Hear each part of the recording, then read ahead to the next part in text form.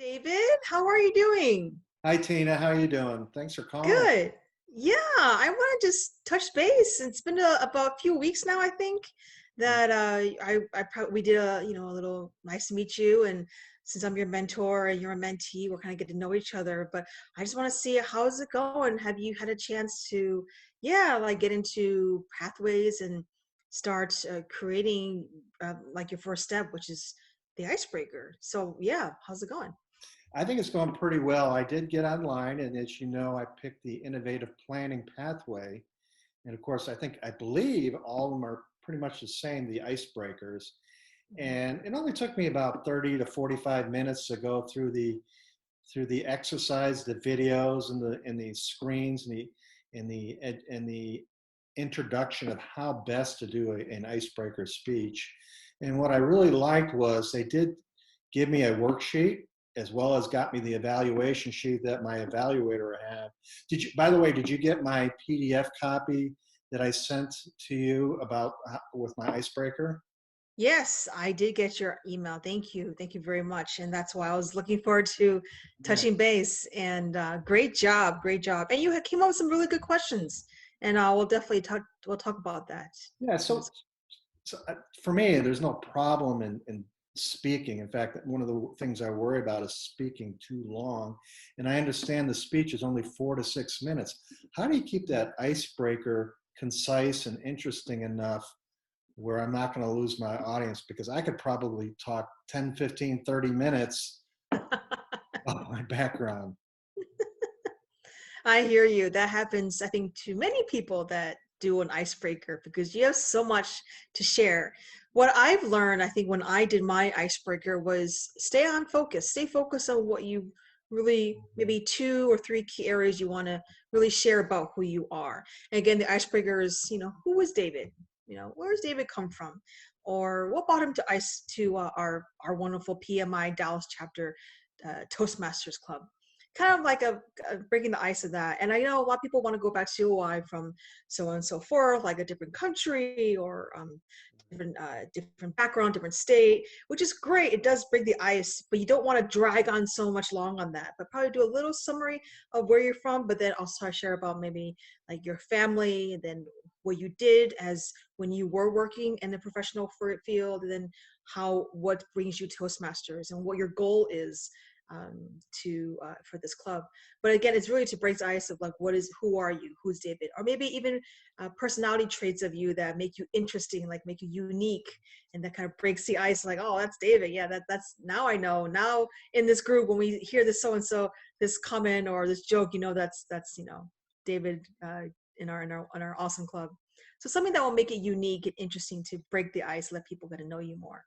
Got it. I think it's a great tip. And in fact, in the speech outline worksheet, they talked about having 2 to 4 things that what I thought our fellow Toastmasters might know. And I picked 3. And I said, family man, opportunist, and adventure. In fact, I put a little slideshow together, and that's part of the challenge. And I got 8 slides, which I think seems like it's the right amount.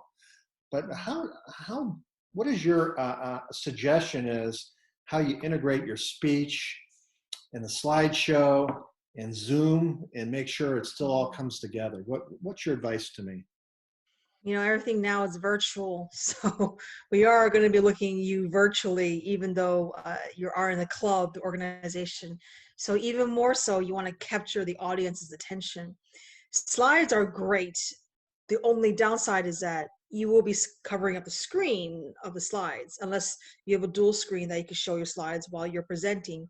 So I think that would be a little bit it's great for them to know what you want to share about the 3 areas you said about family man, and all these the other 2 traits that you want to share about is to kind of focus on that. But if you can, I would show some slides, but not all 8, because when you have just 8 sitting there, if you do, I would probably select 2 to 3 or 4 slides probably to make it more unique of this is what I want the club to see.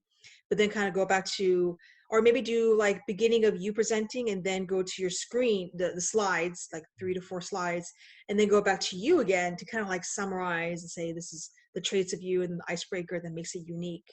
so they can go back to, oh, that's David. That's a good tip. That's a good tip. So the opening line, and I understand I have to capture my audience in the very beginning. And I don't know if you reviewed my notes. Do you think my journey, as you can see all the places I lived in my beginning and throughout my life, do you think that's a powerful enough grabber to let people know that I am a family guy, an opportunist, and an adventurer? Yeah, I think so.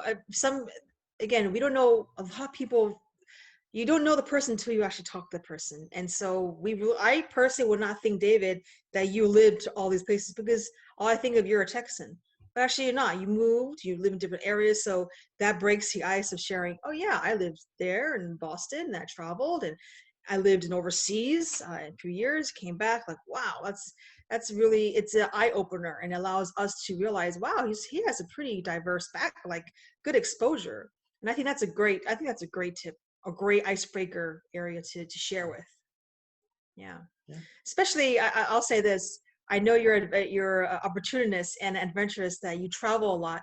So definitely share some tips of where awesome places you traveled, because it'll make it really, really interesting. Like New Zealand. Yeah. Yes, indeed. It's a pretty awesome place. Any other tips for a good icebreaker speech? I think icebreaker is also just be yourself. Yeah, don't be too hesitant or worried. I'll say you're actually pretty confident speaker. I think you do great. And I think just continue on the eye contact. Now virtual, it's a bit hard, because you can be looking, especially when there's so many screens of people on your one screen, you might be looking around, but maybe looking at maybe 2 or 3 or folks on that screen that are part of the meeting will allow you to focus on this audience, and allows you to focus on what you want to break your ice on. And yeah, and I think just ultimately share your journey, and let the folks, let us know more about you. Well, great. I think those are really helpful, and I'm going to be practicing my speech, and I can't wait to deliver it on Saturday. Great. I guess one tip I'll share with you is practice. I think you've been practicing, right? You said you kind of Yes, I have practiced did it a once pressing. so far. Okay, great. And just maybe do it one more time, and just make sure. I know timing, it should be like 4 to 5 minutes, correct? Four Four to to five six minutes, minutes. I believe. Yeah, so probably just make sure you're within that time zone or timeline, sorry. And if you're either your cell phone or whether your alarm clock's going off, just kind of keep it at the minimum, because sometimes when we break ice, we tend to, like you said, tend to taper off onto other topics.